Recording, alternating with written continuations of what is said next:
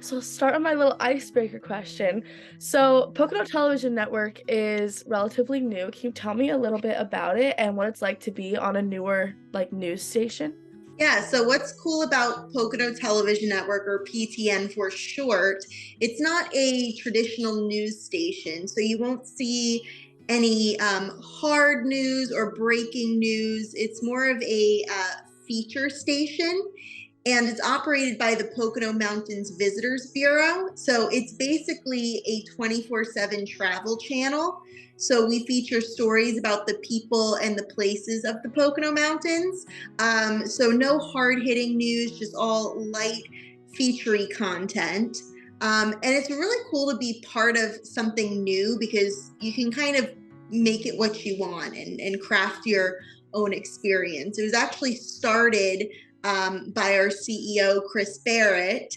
And it was kind of just doing different segments and putting them up on PTN, and not really having much background knowledge on television stations or even, interview styles or how to do a professional interview. So it kind of just started like that, and it's grown. I used to work at WBRE TV, a local television station. My coworker, James Hamill, used to work at WNEP TV. So we both left news and joined the Pocono Mountains Visitors Bureau, and kind of were able to put our expertise and our talents into Pocono Television Network. And we also have two videographers on staff that came from television stations as well. Tom Gregory, he worked at WBRE for 20 plus years, and Zane, who was with WFMZ. So it's really cool. It's definitely something different, but we get to tell a lot of those stories that traditional news stations don't necessarily get to tell. So it's really cool. Fun. Okay.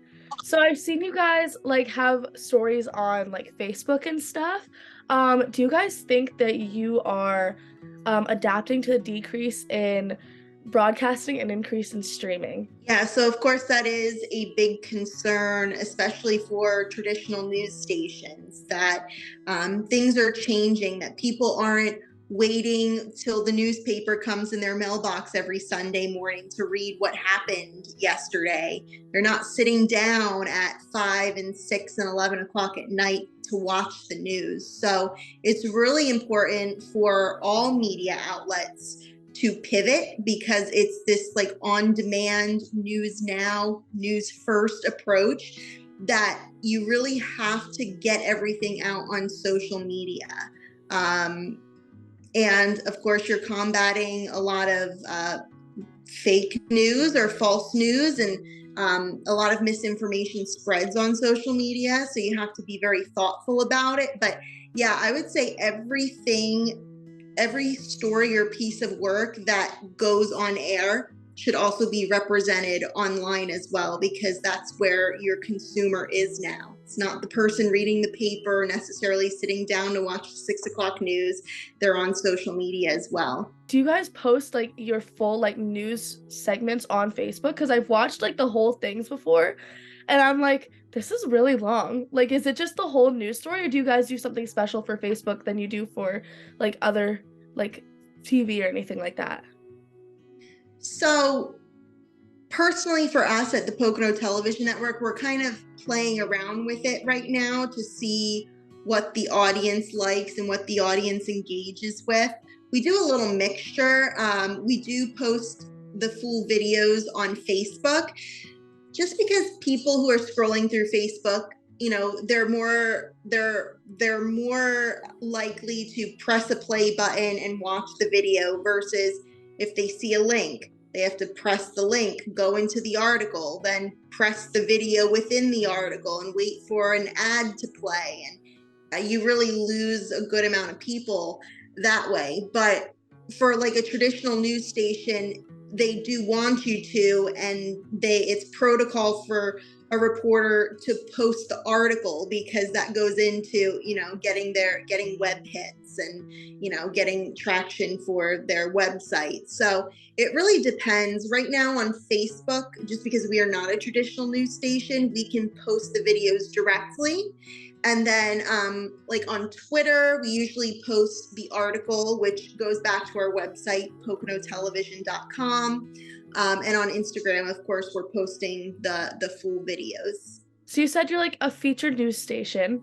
So are there any like favorite places to go, or like some of your favorite events that you've kind of like went to and reported on to kind of like tell everybody about? Like what are some of your favorites that you've ever done? Well, I can tell you, we also have a monthly show called Pocono Mountains Magazine, and it airs on television stations across the tri-state. So we have a monthly show, and it reaches audiences Pennsylvania, New York, New Jersey, airs on different TV stations. So we're always coming up with new stories. In that 1 hour show, there's about 6 or 7 stories that go into that.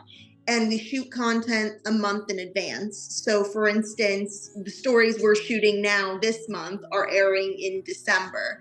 And our show that's airing this month in November is probably my favorite show that we've put together in the past year and a half. One of my favorite stories is the borough of Jim Thorpe, which of course that's the popular downtown. It's named after Jim Thorpe, the famous Olympian. And there was a big controversy that 110 years ago, he was stripped of his Olympic gold medals.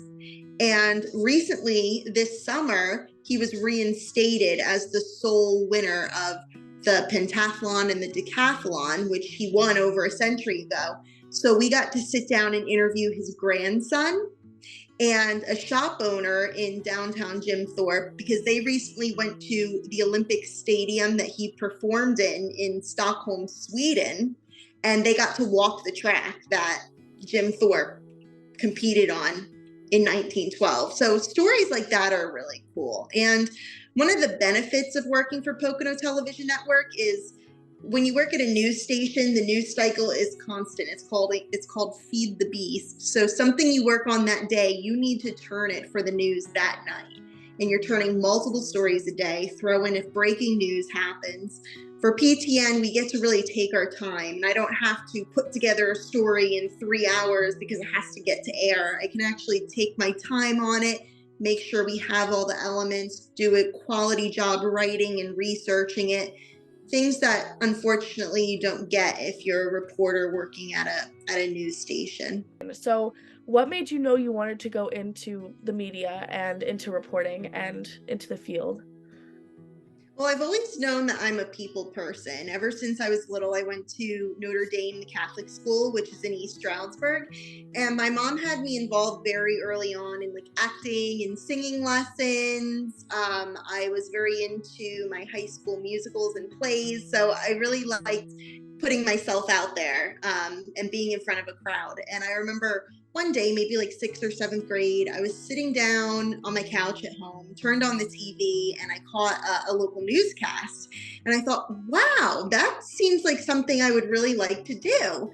So it kind of just stuck with me all these years. Whenever someone asked me, what do you want to do when you grow up? I'd say, I want to be a reporter or a news anchor. So then I finally went to East Stroudsburg University, and I was pursuing a degree in communications with a track in broadcasting. And while I was at ESU, as part of my major, we had a mandatory internship.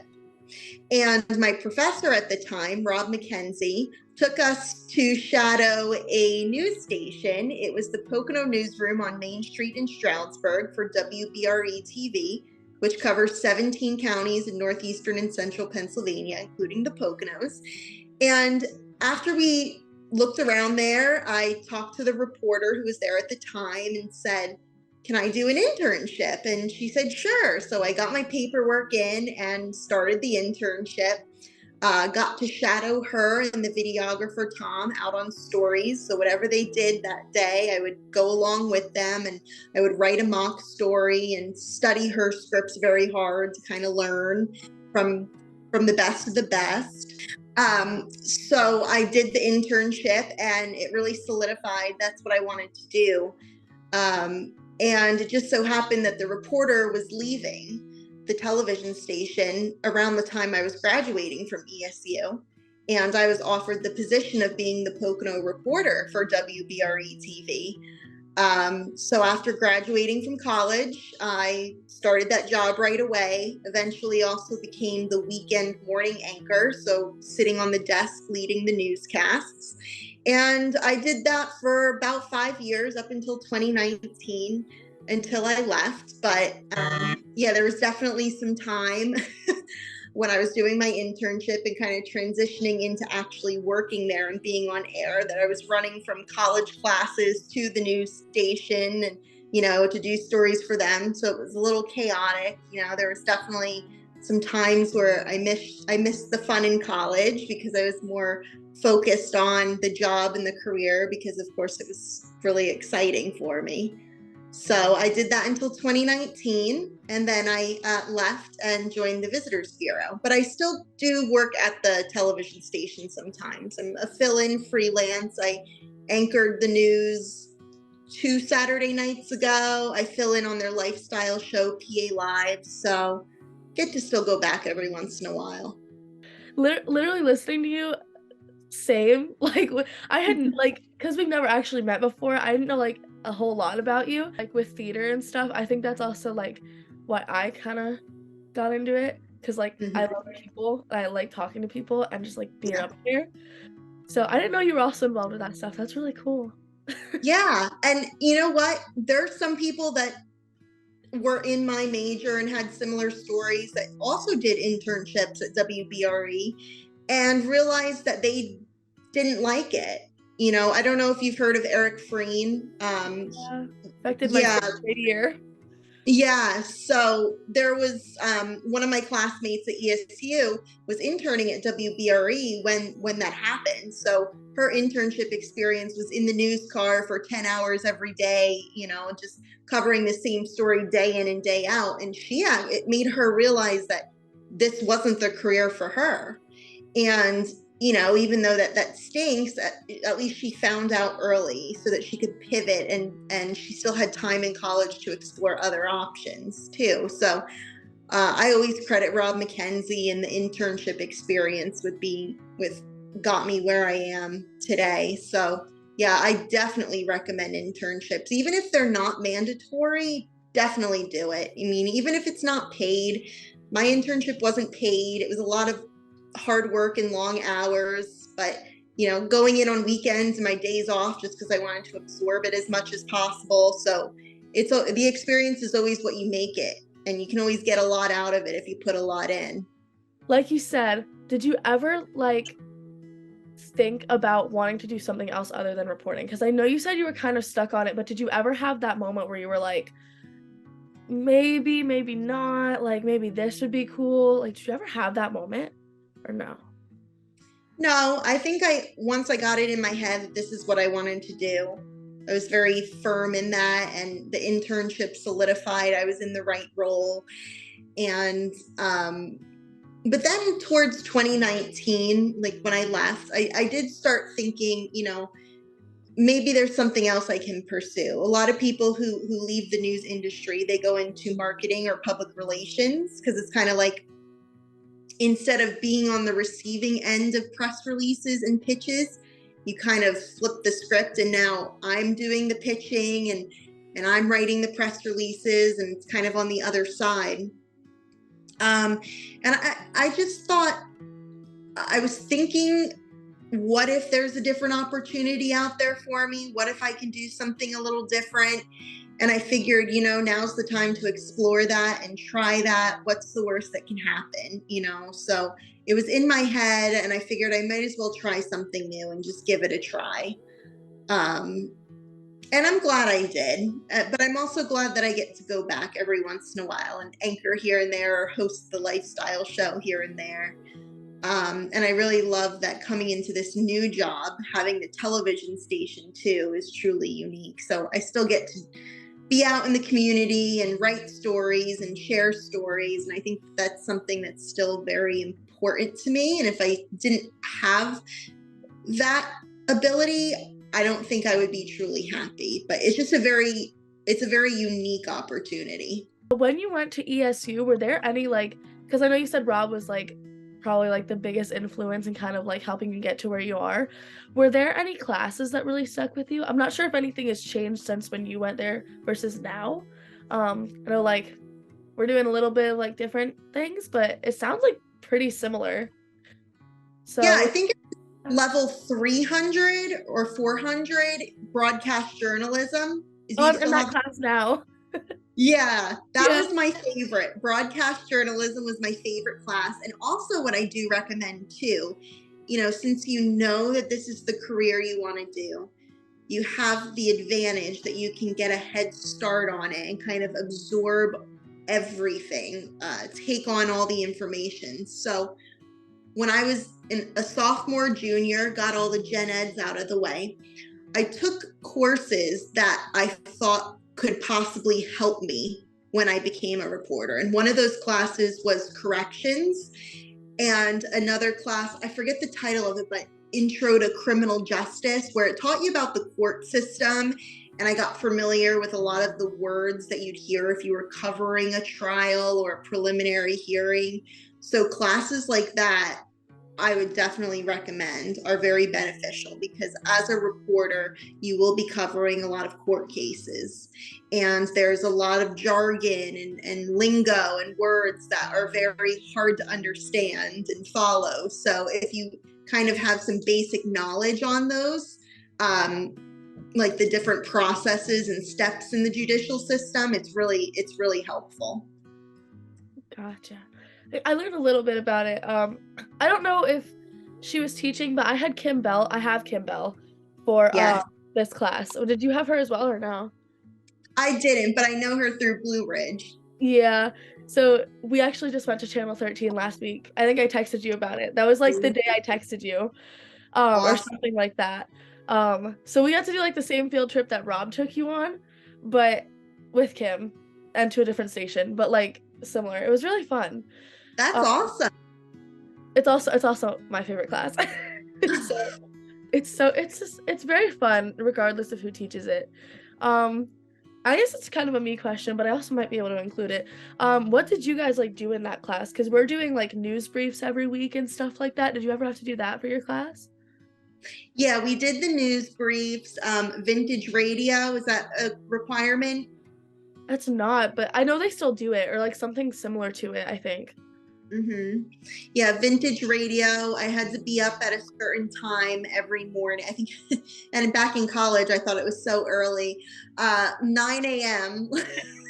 I thought it was so early having to walk over to the radio station and do the vintage briefs, but vintage radio briefs. But yeah, I'm trying to remember. We went on that field trip. It was a lot of learning how to write in broadcast style, learning about not just TV but radio also.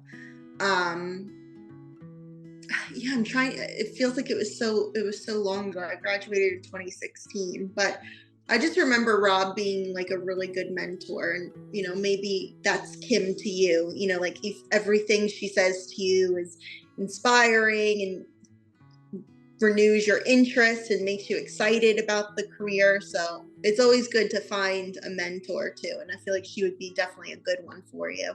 I think we kind of covered everything. I only have one more question that'll kind of be like the question to like finish everything out. Um, Okay. so as an alumni of ESU, do you have any advice for communications majors or digital media technology majors who want to get into the field and really want to get themselves out there? Yeah, I think my biggest piece of advice is pursue an internship while you're in college to solidify your going down the right road, or maybe you'll learn that you're not as interested as you think. And the classroom is a really great place to learn and get that baseline knowledge, but you want to go out into the field and make sure that you really are pursuing the right career. So whether you have an internship requirement or not, whether it's paid or unpaid, I would always suggest an internship and to put your all into the internship. You know, Stay late, show up early, ask as many questions as you can, find a good mentor, and network too. Networking is really, really important. Hey, well, thank you so much for talking today. Oh, Uh you're such a good interviewer. oh, thank you. I'm doing my little outro. I'm like, if you're not busy, we can still chat, but like my little outro thing. But yeah, thank you so much. I appreciate it so much. To everyone watching, I hope you guys also appreciate it. I hope for all you communications majors, you take some of this in and you really I know I did. So I hope you guys did. And stop the recording now.